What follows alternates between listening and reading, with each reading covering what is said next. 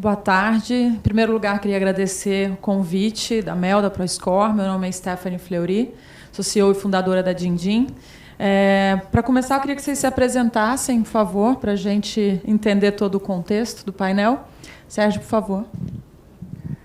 Olá, meu nome é Sérgio Wall, sou o CEO e fundador da Conta Black.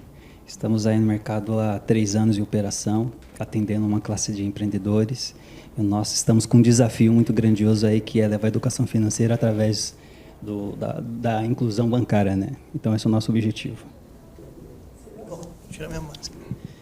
Bom dia. Primeiramente, agradecer pelo evento. Nós estamos acompanhando aqui uma sequência de discussões muito ricas.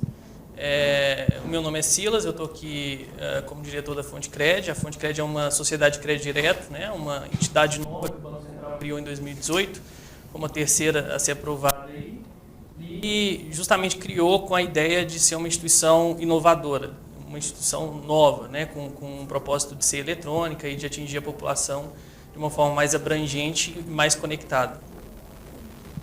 Marcela. Olá, sou a Marcela, eu fui uma das fundadoras da Trig, saí da operação no começo do ano. Hoje eu estou na System Ventures, que é uma holding de investimento e criações de startups e empresas de vários segmentos. Carlos, por favor. Carlos Benites, BNP Money Plus. Estou no mercado há 20 anos, operando crédito das mais diversas formas. Hoje a gente tem um conceito de shadow banking, onde o front dos nossos negócios são sempre os nossos clientes. Então, é um modelo de negócio um pouco diferente do mercado. Bom, falar de score é um desafio porque, de certa forma, está presente no nosso dia a dia o tempo todo. Inclusive, uma história curiosa que eu comentei, eu estava assistindo no Netflix um dia e no meio do seriado tinha 2 amigas conversando e uma falando: aquele cara é bonitinho, mas será que o score dele é bom? E numa outra situação, uma pessoa devia dinheiro para outra e falou assim: não precisa me pagar, se o seu score é bom eu posso um dia precisar. Isso me chamou muita atenção, era um seriado americano e tal, e eu fico me perguntando, vocês acham que aqui no Brasil as pessoas entendem o que é score, a palavra sendo em inglês, enfim, mas entendem o que é? Se sim, sabem como consultar e até mudar, né, melhorar quando for o caso? Na verdade, o mercado tem poucas opções de você consultar o teu posicionamento. Na verdade, você tem muito mais o crédito negativo do que o crédito positivo. Hoje você tem alguns acessos ao Banco Central, a SEASA, para você verificar a sua pontuação. Mas, na verdade, pela alta oscilação das taxas de juros que a gente tem no mercado, a precificação dos ativos e das modalidades de operações, de repente você é um bom score para uma instituição, você não é um bom score para outra instituição. Na verdade, não é se você é bom ou se você é ruim, qual é a sua pontuação. Quanto você vale para o mercado? Quer dizer, o teu score ele vai definir a tua precificação no mercado, no prazo e o tipo de contrato que você vai poder tomar. Se você tem um colateral, uma garantia para tomar um valor maior, no caso de um imóvel, por exemplo, você vai ter uma instituição que vai exigir que você tenha comportamento de pagamento muito mais assertivo do que uma outra instituição que vai te cobrar um pouco mais caro por isso. Eu acho que, e aí respondendo algumas perguntas, né, acho que sim, hoje as pessoas que estão mais conectadas, acredito que sim, elas sabem o que é score. Existem algumas formas, como o Carlos falou, de achar o seu score, descobrir em alguns lugares, né, que não é exatamente o seu score, mas enfim, cada uma te dá um número diferente. Mas as pessoas conseguem entender isso e elas conseguem saber o quanto isso é relevante para quando elas precisam de algum serviço financeiro.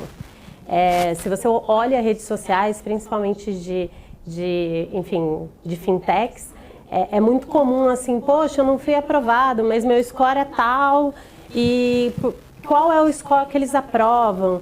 Então, acho que o conceito score, sim, as pessoas entendem o que é, mas acho que o que não é claro é que o score não é só a forma pela qual você aprova, né? Ele é um das ferramentas, um dos componentes que você chega num sim ou não para um serviço financeiro. Mas eu acho que entende-se o que é o score, sim. Já é uma coisa que não é nem um bicho de 7 cabeças. Eu penso, como ela falou, justamente explorando a ponderação do início, que as pessoas conectadas, elas têm uma noção disso. As pessoas que estão conectadas hoje, eu vejo que elas têm muita noção do que é o score, do que é uma análise de crédito. Só que a gente tem ainda uma gama aí a explorar ainda de conhecimento que passa, né, de educação, conscientização financeira, que essas pessoas não têm muita clareza, né, nem do que é o score, nem do que pode beneficiar elas na tomada de crédito. Acho que nisso a gente está evoluindo ainda. Naturalmente, eu vejo que nos últimos anos tem uma pressão muito forte para que isso se acelere, mas eu não vejo ainda como uma coisa que está amplamente na sociedade, o que é score, as dinâmicas de crédito, como acontece, acho que isso não é massificado ainda. Eu posso também concordar em alguns pontos, mas levando em consideração a vivência dos membros que utilizam os nossos serviços, eles acabam muito associando o score ao crédito e vê o crédito como inimigo. Então, na maioria das vezes, eles nos perguntam: como que eu consigo construir um relacionamento financeiro para ter acesso a um modelo de score que me permita chegar ao crédito? Então, a gente chegou à conclusão que a informação é a raiz de tudo. Se nós não construímos plataformas educativas que mostrem e que dê o caminho de como entender o score, entender o acesso ao crédito, até mesmo com um processo de educação financeira, esse se torna um dos desafios, somente para nós hoje, que temos uma base hoje de 10 mil membros, e nós somos questionados constantemente sobre: Sérgio, eu quero aprender sobre o score. Como que eu consigo construir o meu score? Então, eu acho que é um trabalho também de conscientização das plataformas em construir esse meio de comunicação. E que, como bem colocado, existem dúvidas, existem clarezas, mas também existem startups, fintechs, que atingem vários nichos de públicos, né? E eu acho que, quando se trata de microcrédito, principalmente, ainda existem algumas deficiências, e eu acho que a participação coletiva ela vai permitir que esse membro, essa pessoa, possa entender que o papel de inclusão dela dentro do sistema é importante para a questão do score. Então, esses são os desafios também. Então, a gente estaria falando que não é uma questão de ser capital ou interior, né? Então, quão conectado aquela pessoa está, quão educada financeiramente ela e quão interessada, né? Assim, eu acho que o que você falou das pessoas nas redes sociais e ali perguntando é realmente pessoas que precisam, porque querem ter o próximo cartão bacana, digital, tecnológico, um bom atendimento. Às vezes nem é o score em si, como as fintechs tendem a construir produtos melhores em questão de experiência de usuário. Às vezes você vai pelo interesse daquele produto, às vezes você vai pelo interesse do crédito. Assim, quanto mais interessado o usuário está, ele consegue saber. Mas aí entra justo o que você falou, Silas, e eu concordo bastante, que é educação financeira mesmo, na raiz, que é o que falta realmente no país, né? E não é uma questão nem de capital interior, nem de classe, é de interesse e educação mesmo, né? Eu acho até que tem um ponto que, assim, só complementando, que eu vou procurar sobre o meu score, e aí seja ele para um serviço financeiro ou para qualquer outra coisa, né? Então, assim, se a gente pensar numa criança, a nota da escola dela é um score, né? Você está, de alguma forma, tendo uma nota ali para você. Mas aquilo começa a te interessar quando existe um ponto daquilo que é importante para a tua vida naquele momento. Então, é importante para a minha vida nesse momento eu passar de ano. Então, a nota é importante, esse score hoje é importante para mim. Eu quero um cartão de crédito, eu quero financiar um carro, uma casa, quero um empréstimo. E aí eu começo a me preocupar com o score para um serviço financeiro. Mas acho que uma coisa legal de começar a entender até para começar uma educação, né, é que a gente vive score na nossa vida toda, não necessariamente só para algo financeiro. Sempre quando a gente tem um ponto ou uma avaliação, ou a gente escolhe A ou B, a gente sempre está escorando alguma coisa. A palavra é horrível, né? Escorando. Mas a gente sempre está botando um número para poder, enfim, tomar uma decisão ou alguém tomar uma decisão pela gente. Acho que a consciência do conceito em si, É né? isso. Então, a gente está falando aqui de score financeiro, mas ele se desdobra em várias áreas, a gente estava comentando. Se cada um pega um Uber, sabe a sua nota, o seu score, e a nota do motorista, que é o score dele pelas viagens e etc. Então, a gente começa a tomar consciência de que a gente dá nota e escorado, notado, enfim, a todo momento, em todas as experiências do dia a dia, é isso aí. importante. E o curioso é assim, inclusive, na geração mais nova, acho que não tanto porque são mais novos, como são mais novos nessa nova vida, que é tudo tecnológico, já nascem digitais e tal, eu fico me perguntando quais são os desafios mesmo de dar crédito para essa nova geração, né? Porque, ok que eles já nascem digitais, então todo o comportamento deles já está praticamente online, existe dados, que eu acho que é um pouco diferente, Sérgio, até do teu público que você estava falando, e eu identifico, conheço gente que usa. Muita coisa quando você é um autônomo, um freelancer, ainda mais pós-pandemia ou durante, enfim, que a gente está vivendo, está todo mundo se virando nos 30, né? Então você fica fazendo um bico aqui, outro ali. Mas se isso não está, se é pago em dinheiro, né, ou se isso não está digital, a informação não existe, você acaba falando, uma empregada doméstica que faz um bico, um pedreiro que, enfim, você consegue acrescentar a sua renda normal, que em teoria é de um salário mínimo, mas na prática é de 3. Então você tem, na verdade, um income de R$3.000, mas o seu score não acompanha aquilo, porque aquilo não está registrado em lugar nenhum, né? Então, eu acho que isso é o grande desafio. Mas para a geração nova, em teoria,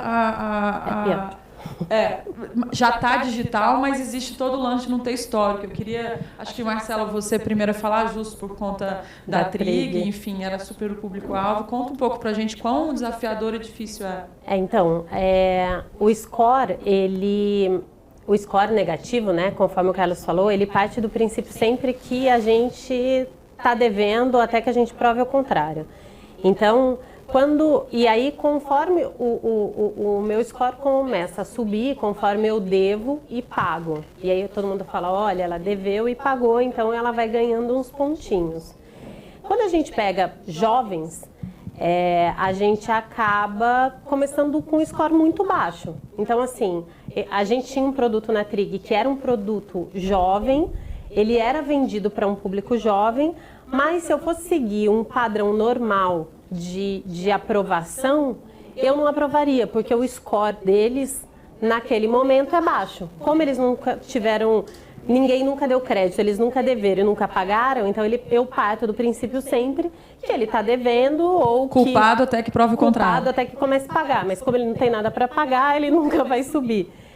Então, é um desafio complexo, né? Então, ele precisa, sim, começar a ter renda, então ele vai fazer um estágio, vai fazer alguma coisa, mas para ele garantir que ele tem um crédito, você começa a gente na Trig começou a colocar criatividade. Então, assim, sei lá, começa a olhar a score dos pais. Score hereditário. Genético. Começa a olhar perfis de amigos que estudam na mesma região ou que moram... De amigos não, né? Mas de pessoas que moram na mesma região, na mesma idade, ou que estudam na mesma escola. Enfim, você tem que começar a usar a criatividade, porque se for, de novo, olhar só número, você acaba não tendo. Então, assim, eu tô pegando um cara que tem um score de, sei lá, de 0 a 100, você vai pegar um cara que tem um score 20, 30, você fala, deve pra caramba, não vou partir daí.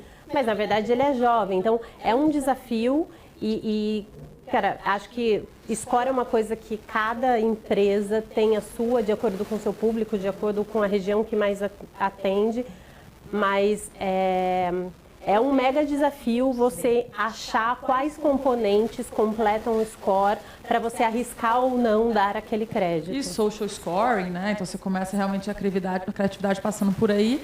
E especialmente porque a gente está vivendo uma era que está tudo mudando o tempo todo. Então não basta você montar o seu algoritmo mágico e para dar, porque daqui a pouco vem um TikTok da vida e o cara às vezes ganha muito dinheiro no TikTok, mas você nunca vai ver isso, né? É bacana. Alguém tem alguma coisa para acho que, na verdade, como nós falamos de mais jovens, tá? Então a gente vai trabalhar com uma faixa mais baixa, do pessoal que está entrando no mercado de trabalho. Você tem que trabalhar no score com fatos e com previsões. Né? Quais são os fatos? A pessoa com menos de 24 anos ela é mais inadimplente, ela tem um comportamento mais inadimplente, ela faz consumo de forma mais emocional com uma pessoa mais velha. Então, isso daí você não tem como mudar. Vai continuar existindo, independente da pessoa saber o que é score ou o que não é score. Então, o mais jovem, ele vai sofrer mais sempre, não tem como. Tá? Só que você consegue, dentro de grupos, de clusters,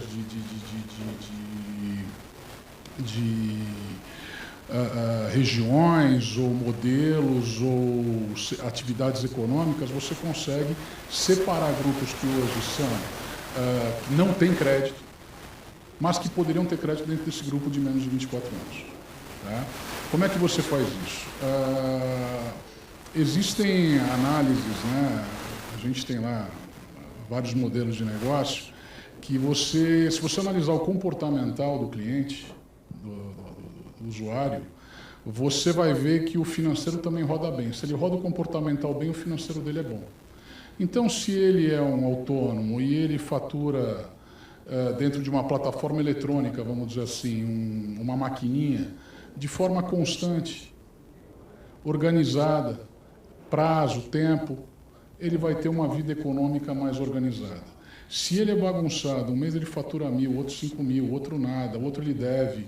Quando chegar lá no score dele, ele tem um protestinho, ele tem um restritivo, ele tem alguma coisa. Isso aí é muito claro nas análises, quando você pega grandes bases de dados para analisar. Então, esse comportamental, eu brinco que o cara mais novo a gente tem que analisar de baixo para cima. Normalmente a gente analisa de cima para baixo, né?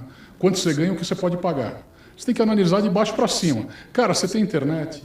Então você paga. Você tem plano de saúde? Então você paga. Ou a sua empresa te dá um salário. Você tem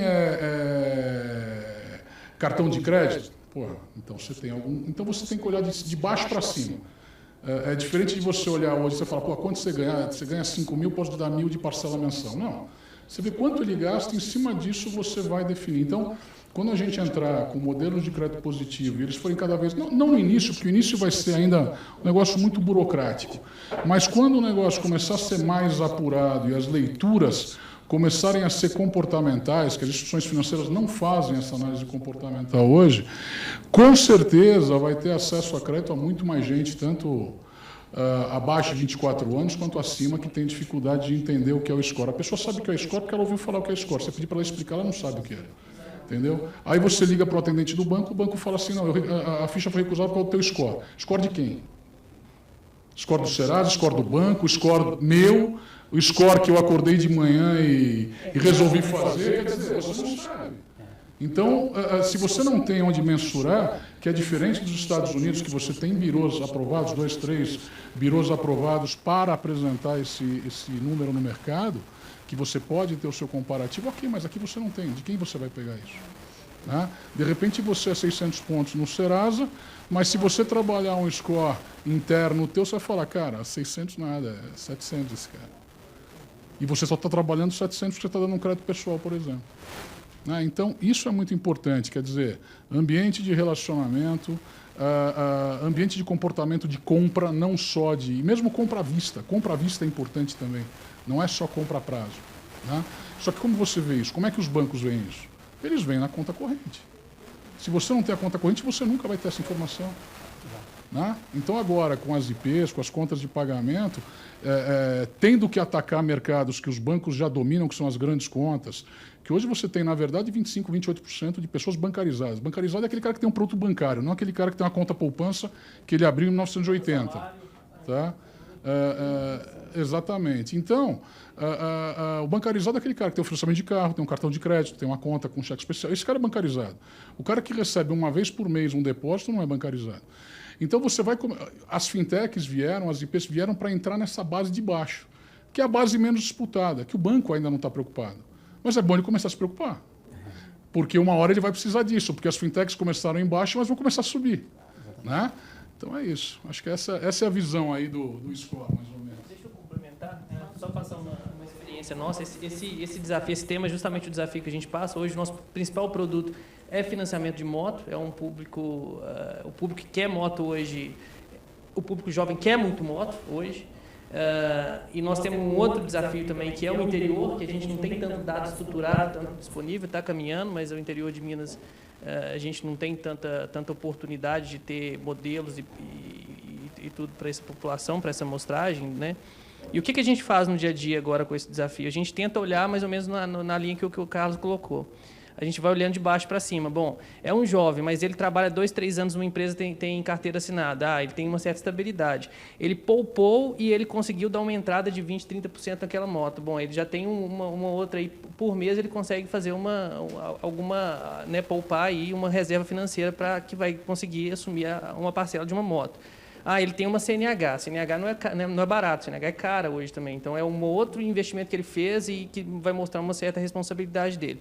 E aí, a gente vai se dispondo, vai aumentando a nossa exposição para trazer esse risco para nós. Mas, de fato, é uma coisa que hoje não é fácil de fazer, é algo que, se a gente tiver que escolher, assim, né, por isso que a gente entende por que essa população fica à margem, porque os bancos, hoje, quem atende crédito, vai diretamente no que está mais óbvio ali na frente, né? E isso não é tão óbvio. Eles e os autônomos, que você falou bem também, aí até trouxe algumas experiências boas, como que a gente faz com o autônomo também, né? Olhando faturamento, olhando protesto, olhando esse tipo de sinais para a gente ter noção se aquela pessoa certamente vai ter um comprometimento ali conosco para assumir uma dívida.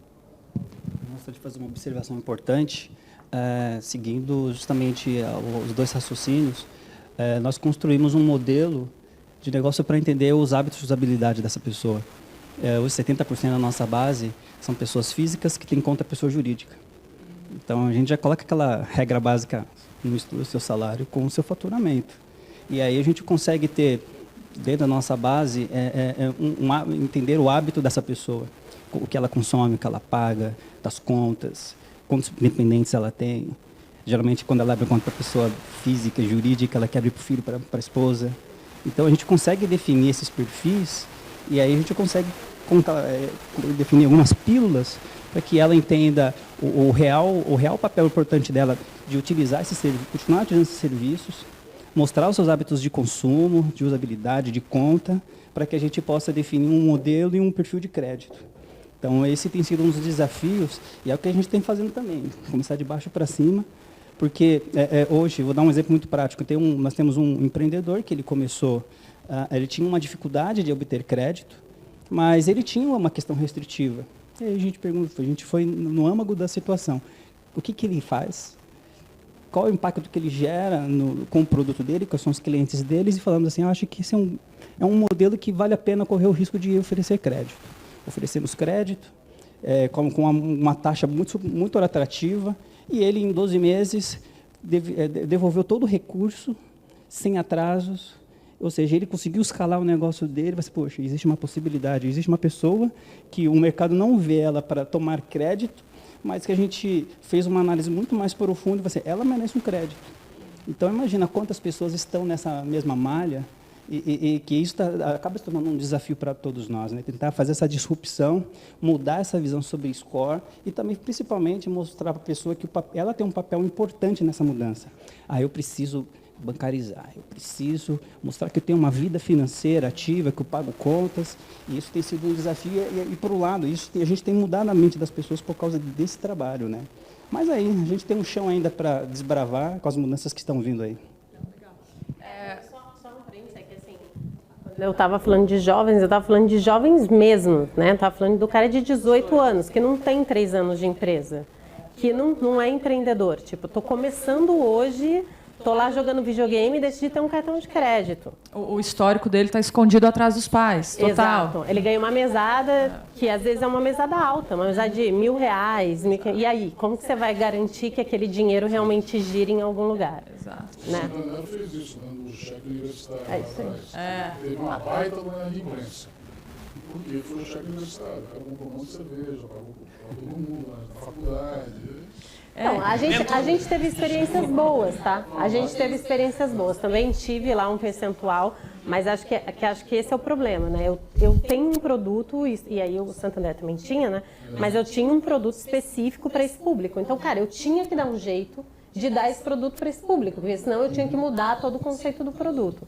E aí eu acho que esse era um desafio, assim, para mim, que era, cara, um menino de 18 anos. Vai lá, o que você vai fazer? Tá aqui meu CPF, nunca comprei nada, não devo nada, não tenho lá 3 anos de trabalho, também não tenho nenhum protesto. Reserva. Não tenho protesto, não tenho nada. Não tenho nada positivo nem nada negativo. Não poupou nada também, não tem reserva. E é o ovo e a galinha, né? Você não sabe quem vem primeiro. Você não vai, Mas, ainda mais porque ela está lá em escala. A gente analisa um caso pontual desse, eu concordo com você. Se eu estou ali, olhando na barriga no balcão ali, para tomar decisão, porra, cara, eu sei que é uma coisa, eu vou cobrar lá, né? Só que nesse caso, quando você entra em escala, você não tem como demandar isso daí. O que você vai ter que fazer é o seguinte, sair do digital e ir para o físico. Porque o que vai acontecer? Eu vou te dar um número que aconteceu, que foi uma conversa engraçada, só não posso falar qual é o banco, tá? Mas foi uma conversa extremamente engraçada. Porque eu tinha a gente fazia operação de microcrédito, faz ainda, fazia operação de microcrédito, e eu falava, caramba, eu tenho que derivar todas as minhas operações para a mesa de crédito. Todas. Cara, 5% eu consigo aprovar de forma automatizada, 5%, menos que isso. Eu falei, cara, vou pegar uma informação de um banco grande que opera bem microcrédito. E numa conversa, veio o analista que estudou na França, que entendeu o microcrédito, fez isso, criou o score, fez um monte de coisa, criou modelos temáticos, preditivos. Aí ele falou, nós já, como o cara tem a base de dados do Brasil inteiro, de todos os boletos pagos, que seja, nós já conseguimos atingir 30% de aprovação automática. Quer dizer, 70% ainda deveria ir para a mesa. E o cara tem bilhões para poder gastar em tecnologia, em ciência de dados, em processos internos, em controles, em acionamento comercial na ponta. Então, o que acontece? Na hora de você decidir por um cara que, pô, será que eu vou ou não vou? Tá? No automatizado você não vai. E aí acaba derivando para o físico. Quem é o físico? É a agência da ponta, que conhece, que é a agência da cidade que conhece o cara. Eu aqui em São Paulo não vou conseguir enxergar um cara no interior do Pará. Nunca. Por melhor que ele seja. Né? Eu até brinco que o melhor negócio para qualquer fintech é crescer regionalmente. O dia que ela dominar a região dela, aí ela está pronta para começar a crescer. O problema é que as fintechs querem dominar o país inteiro antes, entendeu? Ou o mundo. Então elas têm que começar primeiro dominando o bairro. Depois que elas dominarem o bairro, elas seguem. Então isso é a forma de você construir.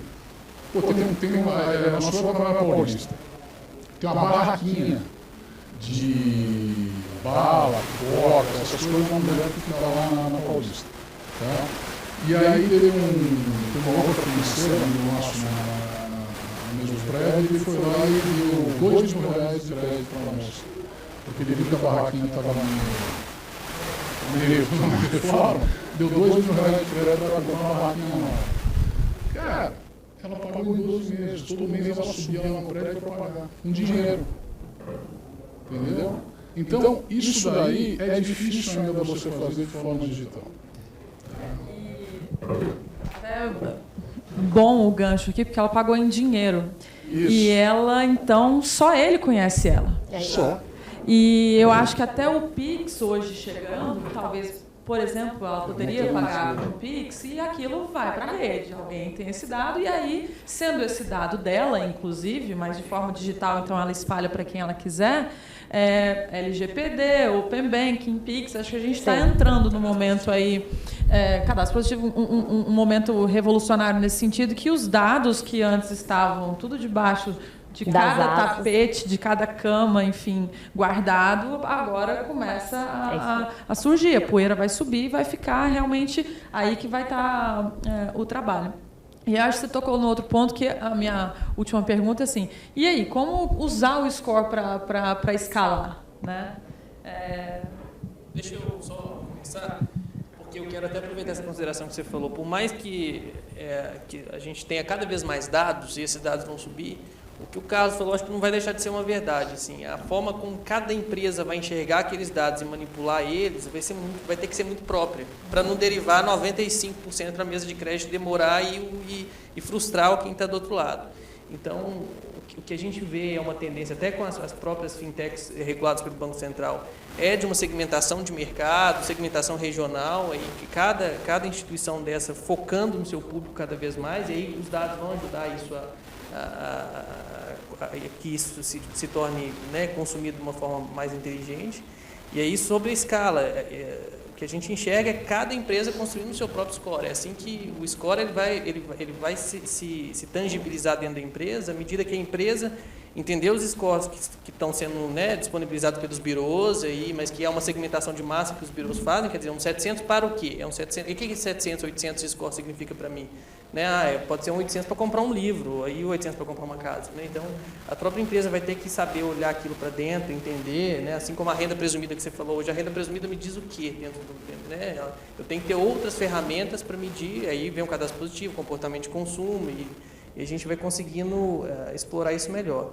Mas o que eu vejo é isso, cada empresa aí, com seu nicho, com seu foco, né? Um foco muito bem definido, estruturar uma política de crédito interna mais inteligente, né, de uma forma que abranja outras fontes de informação que não só as oficiais que a gente comentou aqui várias vezes, e aí ela conseguir traduzir isso em um número que faça sentido, que dê rapidez, que dê dinamismo e que atenda o público dela na maior parte das vezes.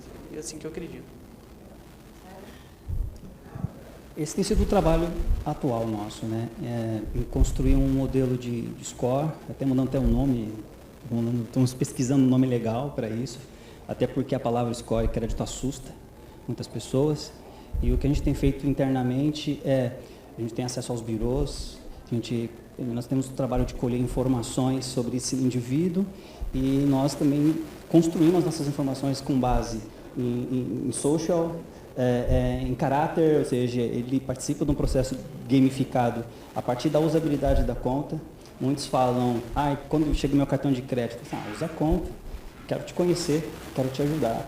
Então nós conseguimos fazer, através de um relacionamento mais humanizado, dar os caminhos e a colaboração ela acaba sendo do outro lado também. Eu quero construir isso e nós conseguimos justamente definir um modelo de score que já existe, vou falar o nome também, mas existe um banco que já atende uma classe média, quer oferecer microcrédito para a classe C, D e E, a gente quer entender o modelo que vocês utilizam. Porque vocês falam com o público, na linguagem deles, a gente quer também falar essa linguagem. E para nós acaba se tornando um desafio, porque a gente tem que sair, às vezes, do on e para o off. A gente acabou montando uma pequena agência dentro de uma faculdade para entender, para ser o canal de acesso às pessoas, para que elas tenham essas informações. E justamente a gente define, o nosso modelo de score, ele define tais pontuações de X a Y. E agora, acho que nos próximos, acredito que a partir de 2021, muitas coisas vão acontecer. A questão do Pix automaticamente se torna mais includente a participação das pessoas. Acho que essa transformação vai permitir ela entender a construção, a participação dela no modelo de score. E acho que educação financeira na prática é aquela quando a pessoa ela entende o papel dela dentro do sistema. Se ela não entender o processo, então ela vai ser apenas mais um dentre a margem da população, que hoje são mais de 24 milhões de empreendedores, que sabe que existe um score, sabe que existe um crédito lá na frente, mas que não sabe como chegar até ele. E por onde que eu vou chegar?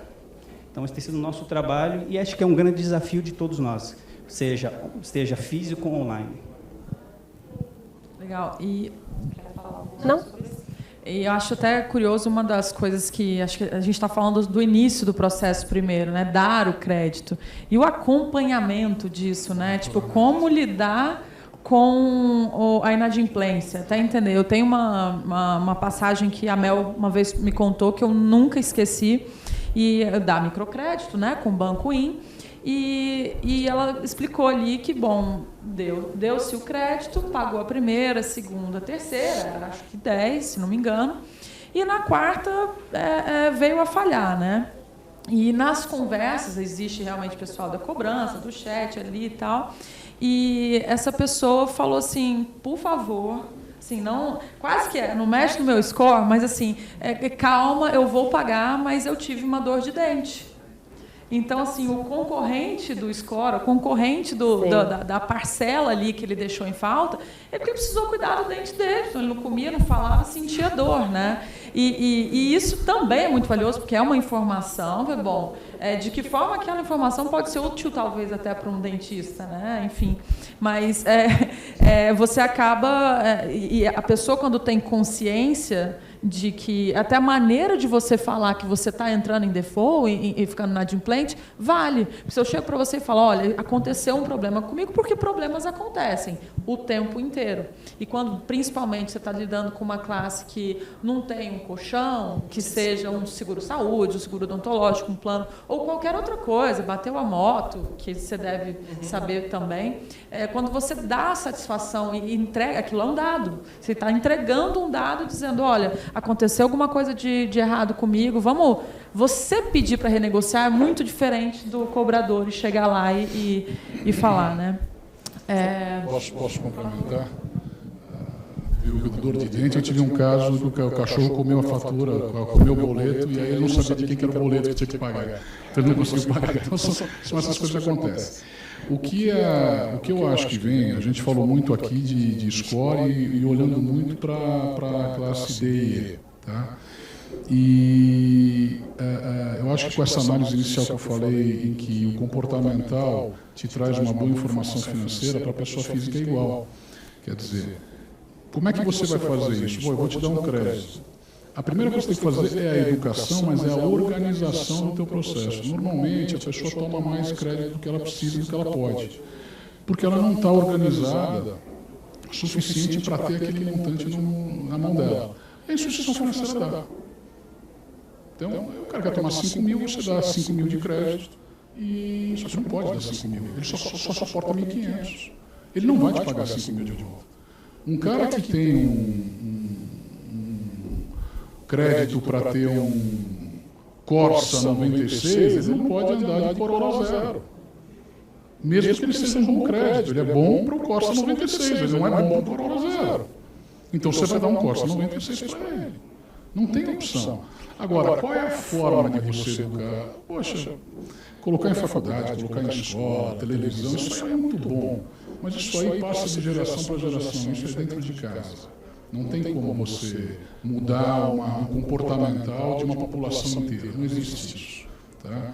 O que você precisa fazer é dar crédito, tá?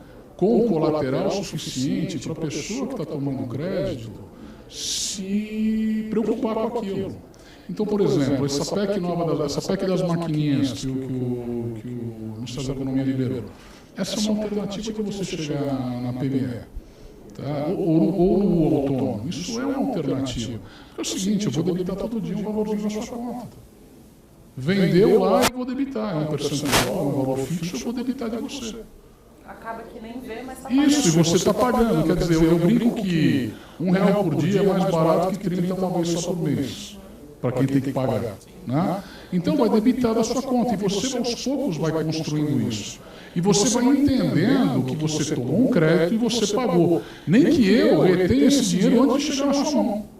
Mas é a única forma de você ir se preparando para novos negócios, para novas operações. Uma forma de educação. Amanhã você vai virar e vai falar, olha, eu quero comprar essa casa aqui, eu tenho um salão de cabeleireiro e você pode debitar as parcelas do meu recebimento lá.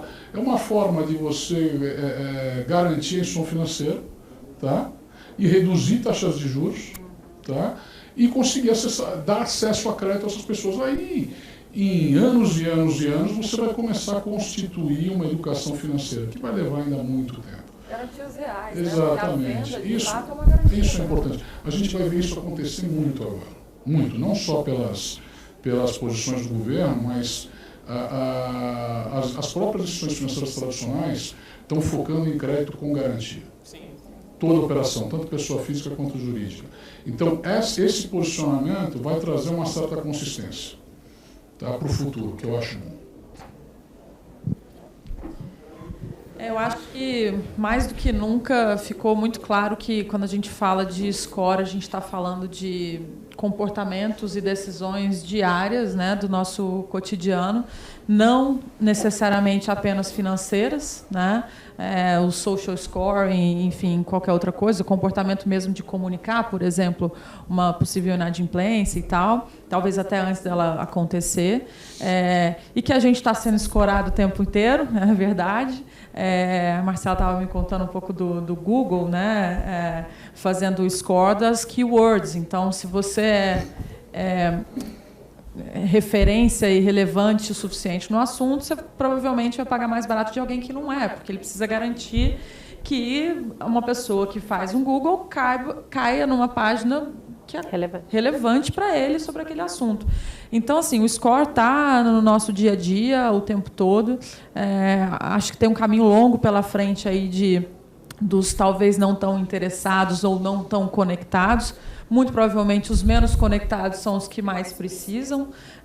Acho que a gente, nesse momento aí, pandemia, eu tive uma situação, eu fui com a minha fintech, enfim, eu estava testando um novo serviço e fui testar com a Rose, que ajuda a gente lá em casa. Eu transferi um dinheiro para ela e eu precisava saber se o dinheiro entrou.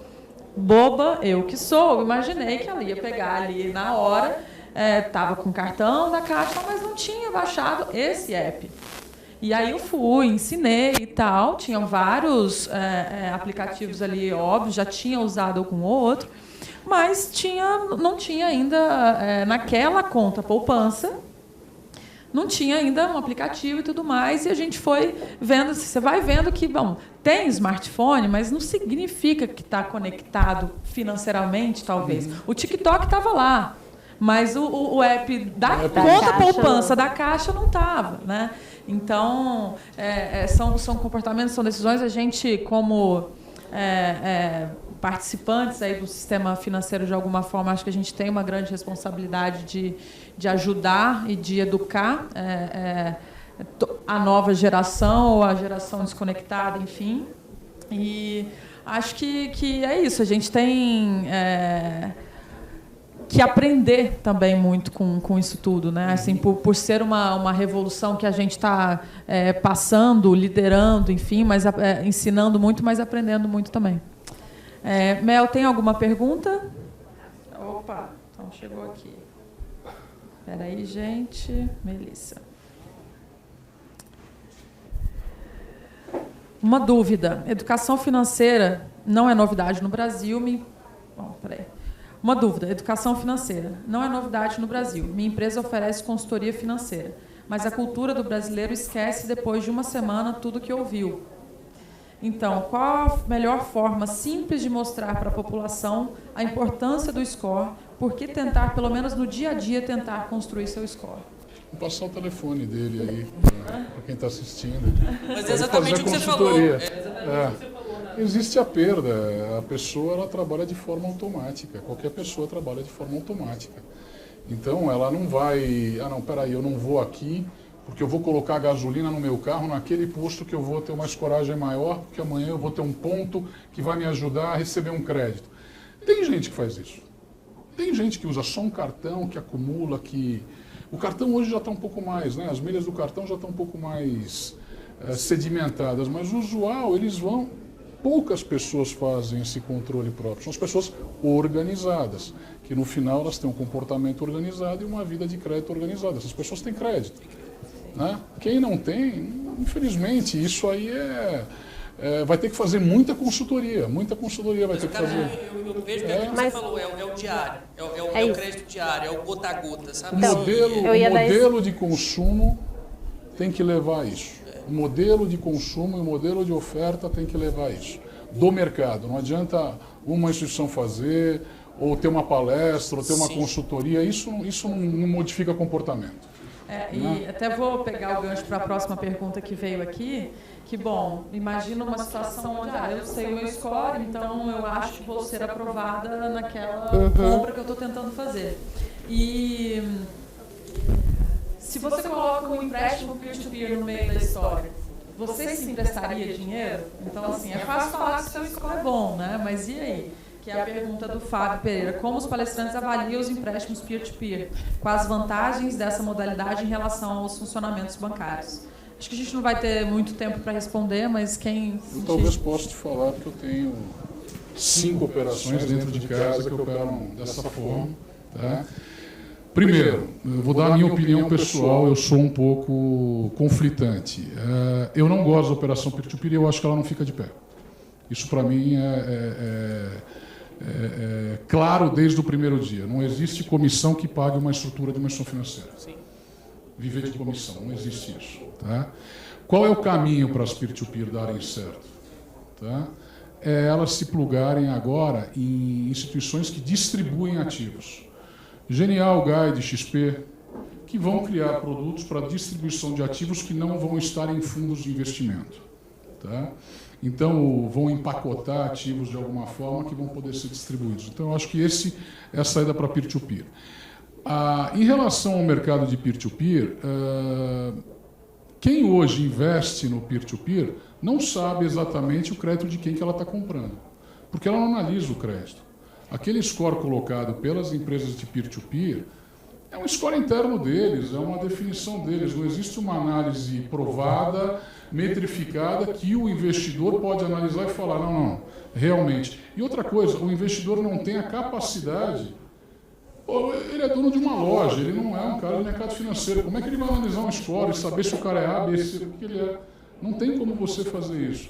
Então, é um movimento interessante, as peer-to-peer no mercado, porque você acaba movimentando outras alternativas de inovação, mas o modelo específico que está sendo usado não funcionou no mundo inteiro.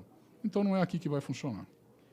Cobrando aquele mesmo conceito quando você levantou lá atrás também, sobre a proximidade, né? O efeito do crédito está próximo, está físico, a pessoa sabe analisar, então isso tudo... Exato.